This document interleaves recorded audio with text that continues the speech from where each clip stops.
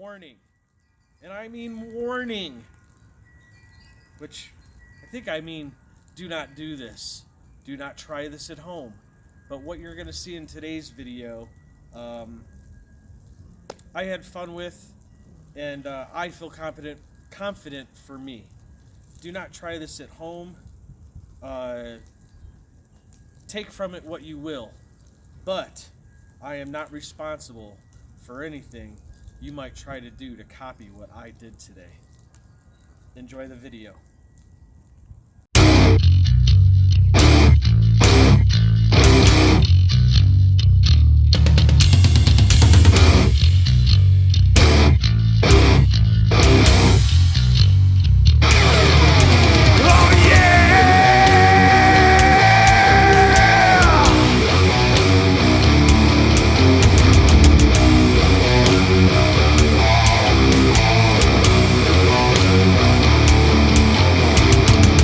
Guys and girls, welcome back to the channel.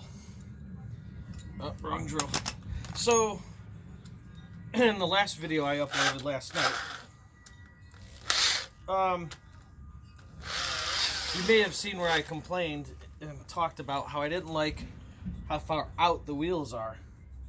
So, I got these spacers on here, and of course I need the spacers or adapters. Because I'm not using a GM rim on a GM car.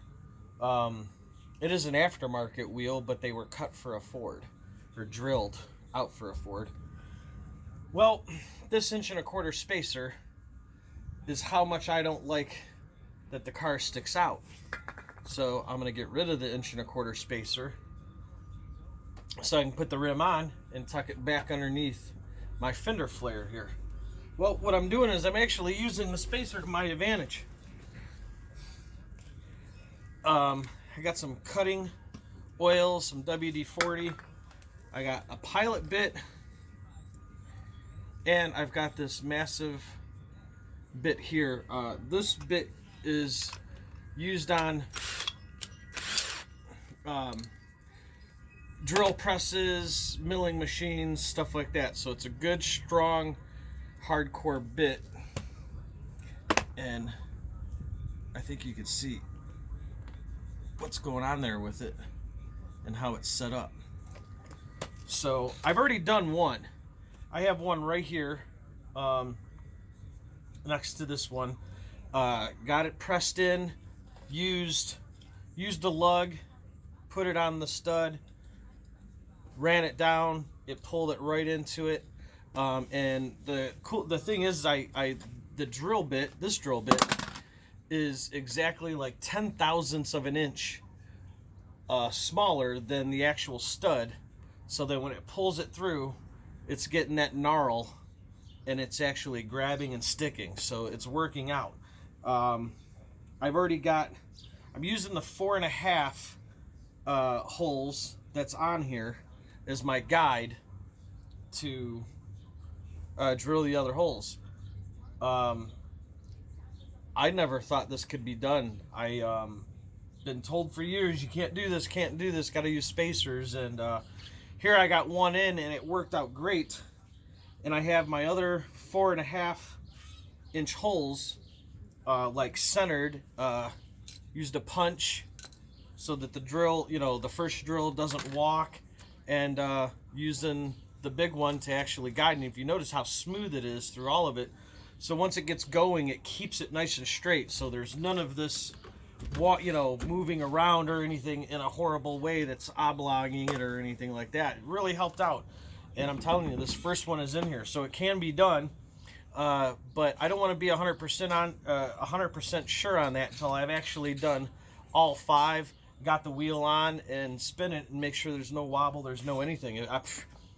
Hell, if I get all the way through and it did that, then great. If not, then I gotta buy another axle. Not a big deal to me. But I've got one down, 9 to go for both sides, 4 over here. I'm gonna keep going, and I'll check in with you guys periodically here and let you know how it's going.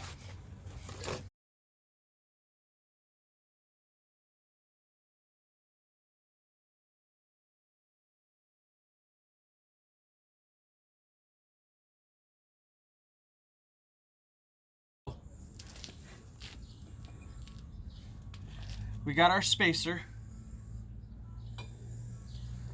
where the, I don't know if that's coming on camera, I got a lot of sun glare here. Let's move this a little bit.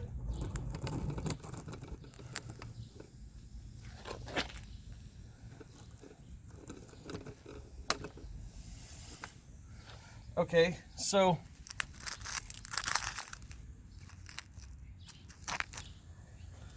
what we got here is the holes here, if you can see them. That's where the old studs were at. I put the spacer on. This is 4.5, this is a Ford. So this further away pattern, that's the 4 3/4, which is what factory GM Chevy is, or at least this Camaro. So when the studs were in there, I had it cranked down with regular lug nuts. I ran them down and then used my punch, like I said, hit the center so that the drill bit wouldn't walk.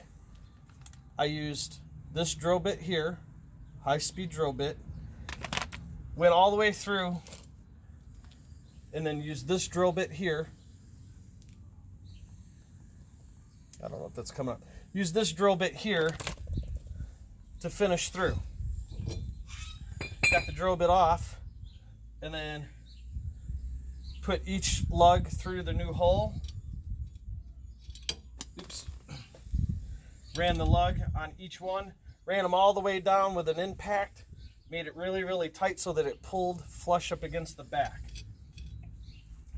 Now what I'm going to do is I'm going to use the old stud. I cut all the threads off. It's very, very low. Now I'm going to use a socket and a C-clamp.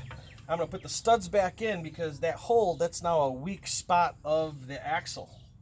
Okay, so what I'll do is I'll use a socket that's a little bigger, use a C-clamp, crush the old stud back in there, and then probably throw like a little tack weld on it, maybe in the back and front. Probably just in the back, because now that I'm thinking about it, I think what I'll do is use a grinder and just lightly kind of go over it, make sure that it's nice and flush and doesn't move. That will kind of depend on what it's like once I crush that back in. Does it sit flush or does it set inside a little bit? I'm hoping that where it'll be is that it sits inside a little bit. That way I can hit a little bit of a tack weld on there, make it smooth, you know, use a grinder, make it nice and smooth and done. I just strengthened that hole back up. Let's do it.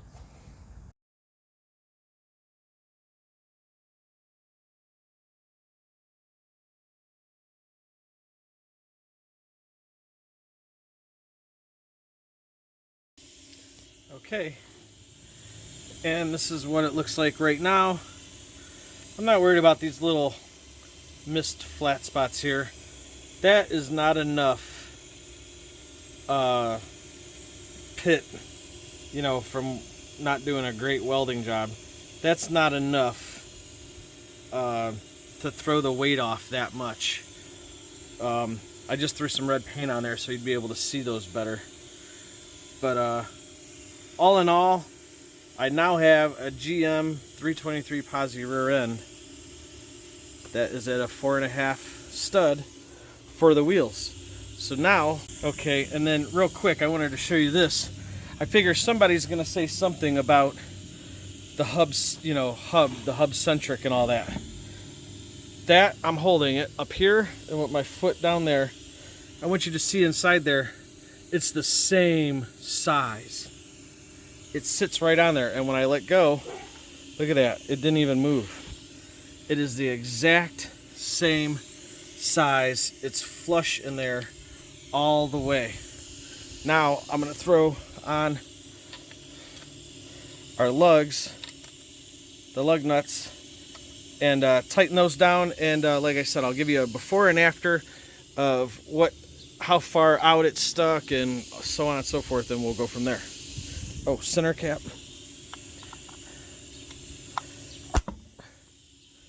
All right, let's run them down. Okay, now the car is still up in the air.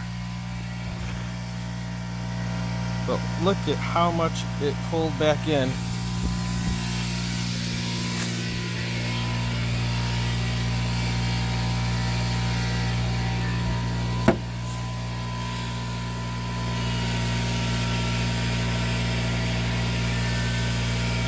And this is another before. Still got this side to do, so you can see that's quite a bit. So here's some pictures at better angles. I'm going to insert those now.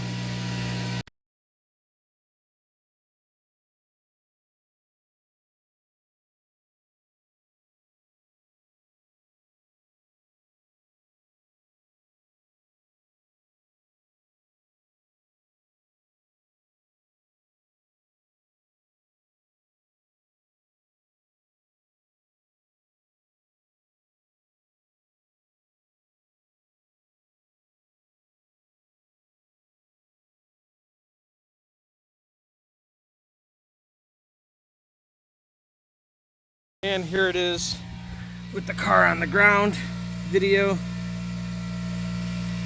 What a difference.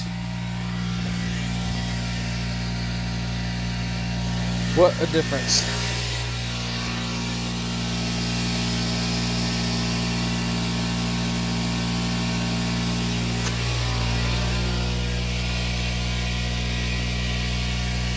Still got to do this side, but that, what a difference. And it looks much better. Now I'll do the other side and start getting the brake lines ran and stuff like that. But that'll do it for this video. I hope you enjoyed it. If so, and you made it this far, please drop down, give me a thumbs up, give me a subscribe, make a comment, let me know what you think. You think it's still gonna fall apart, maybe on the first burnout? I don't know about that. We'll see. Because I'm going to lay the longest patch on my street you ever seen as soon as this thing is up and running. So thanks for watching. Be kind to one another. It's very important, you know. Stay home, hashtag stay home, hashtag with me, all that stuff. Be good to one another. Be good, be safe. We'll see you in the next video.